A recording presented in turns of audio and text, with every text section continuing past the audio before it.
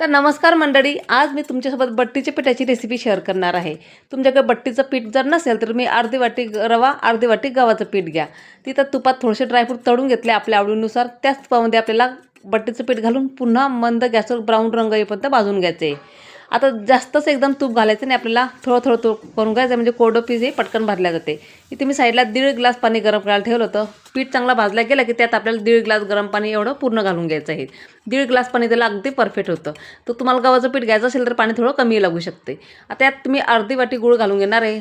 गूळ तुमच्या आवडीनं कमी जास्त तुम्ही घालून घ्या. तुम्हाला गोड कितकत पाहिजे त्यानुसार तुम्ही गूळ त्यामध्ये घाला. आणि हे मिश्रण चांगलं परत त्यात स्टेजवर आलं की आपल्याला त्यामध्ये 2 चमचे इथं साजूक तूप घालून घेते आणि पुन्हा मिश्रण आपल्याला तयार करून घेते. आपलं मस्त गरम गरम बट्टीचं पिठाचं शिरा इथं तयार झालं. आम्ही शिरा खात येतो म्हणतो पटकन तुम्ही लाईक सबस्क्राईब करून घ्या. आता हे आपण ताटामध्ये काढून घेऊयात. आता आपलं बट्टीचं पीठ तयार झालं. तर आजचा व्हिडिओ तुम्हाला माझा कसा वाटला मला तर नक्की कमेंट करून सांगा. व्हिडिओ आवडला असेल तर एक लाईक नक्की करा. चला तर भेटूया पुढच्या नवीन व्हिडिओमध्ये किंवा नवीन रेसिपीजमध्ये.